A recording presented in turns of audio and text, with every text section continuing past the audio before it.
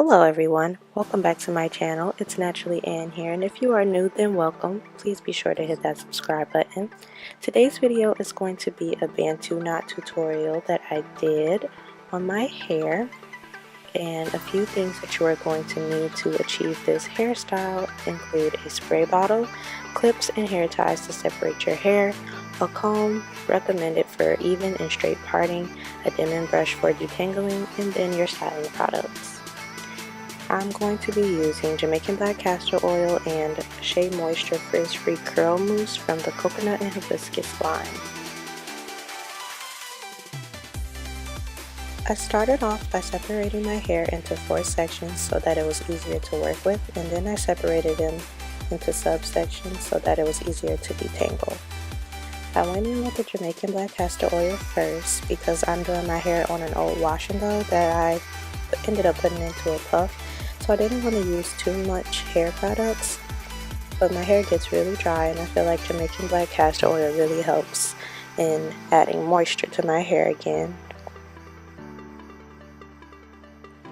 I then went in with my styler, the curl mousse from Shea Moisture, and it's very lightweight and it really helps with the frizz, and I feel like my Bantu knot itself came out really perfect and shiny in the end because the heavier oil really complemented the lightweight styling mousse and it helped hydrate my hair.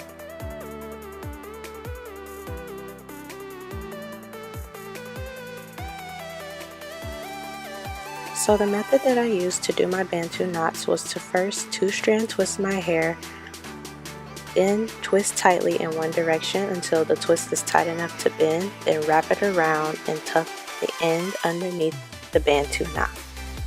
It's not as easy as it looks and it's not easy to explain, but as long as we twist the knot tight enough, it should stay without needing a bobby pin.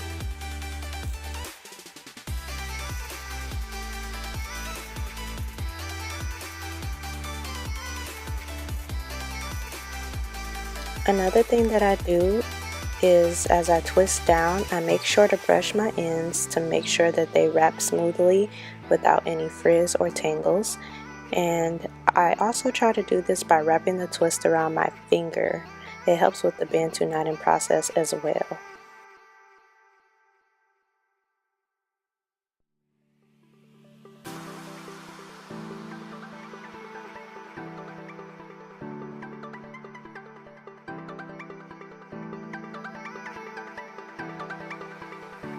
Another tip aside from keeping something handy to detangle your ends with as you do your Bantu knots are to make sure that you keep your ends moisturized very well. This will help with the Bantu knotting process and helping it stay and making sure that when you take them down, everything looks very nice. That was one of my problems. I didn't hydrate my ends well enough. That was one mistake that I made in my Bantu knotting process.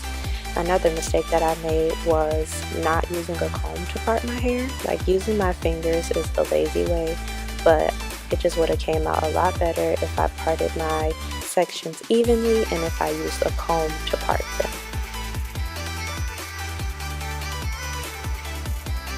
I also recommend that you always do styles like this starting on clean hair. I also think that is one of my downfalls in this process. Yeah, I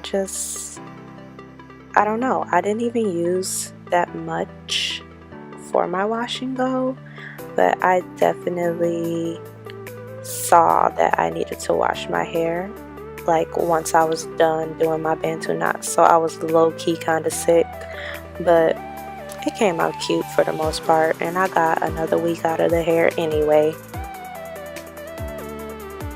Another reason that I didn't start on clean hair is because I was going to do flexi rods, but then I got nervous and I chickened out because I feel like I'm going to mess up flexi rods, and I really needed my hair to be cute because I had to go to work the next day. So yeah.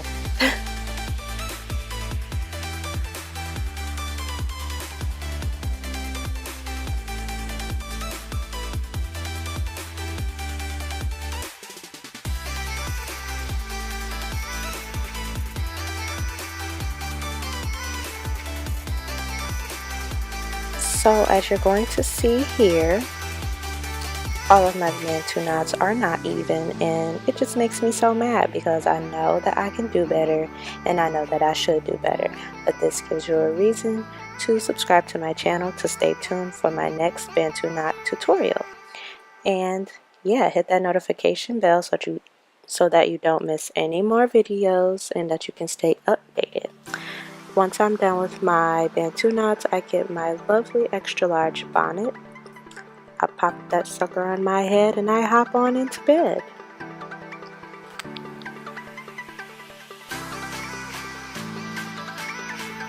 And while we're talking about things you guys can look forward to, you can also look forward to a flexi rod attempt. I'm not going to say a tutorial because this will be my first time doing them on my natural hair. And yeah, just stay tuned for that. Hit the subscribe button like I said, and make sure you hit that notification bell so that you are notified when I upload a new video. So it is obviously the next day, and obviously I have on different pajamas. It is a onesie. Yes, anyway, moving along. So to take down your Bantu knots, just make sure that you add some oil to your fingertips just to continue to tame the frizz. And to take them down, all you have to do is basically unscrew the Bantu knot and then just undo the twist like you normally would in any twist style. And remember to keep the frizz limited. Make sure you keep oil on your fingertips, your choice of oil. I think I used the Jamaican black castor oil still, but I might have used olive oil because that's the only other oil I absolutely love. Also, this love oil from Ruby's Natural Hair Care, which I will be talking about in an upcoming video. So like I said, subscribe and hit that notification bell so you don't miss it. So you guys remember how I said to make sure you detangle your hair as you go? This is why. As I was taking down some of my twists, they were still a little tangled at the end, so that kind of added a little frizz. There's also the big fat Bantu knot that you saw in the back of my head. It was not all the way dry, so always make sure that your hair is 100% dry before you start taking it down. And another thing to remember is that now I don't mind unruly curls, but they don't always help your styles last longer. So if you do your Bantu knots a lot neater than I did, then you should get a longer wear time out of it. And then at first I didn't like my hair when I got done taking it down. Like, the curls were absolutely beautiful. Like, I love the curls, but my roots were just so poofy, and I feel like that could have been avoided if I had done my hair in smaller sections. And yeah, I tried to pick it out and play with it. It just was not working out for me, but the curls were astounding, as you can see. And another tip is to try not to over separate your hair, because your hair will get bigger as the days go on. So if you pull them apart too much, it'll just make your hair frizzier and frizzier. And yeah, so just be careful. That's one big stupid twist that I had. I had like 3 big stupid twists, but whatever.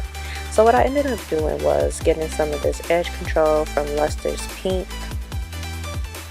and then I'm sorry. And then I just like slick my little edges down or whatever, and then added this twist in the front of my head. I tried to do a flat twist, but then I was like, no, that's gonna mess up the rest of my curls.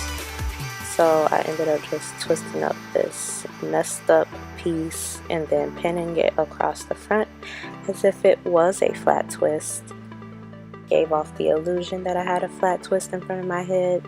And then I didn't do it in this video, but I ended up adding some of those little hair cuffs to the twist, and yeah, it was popping. It was cute. I was getting compliments, and I was like, thank you.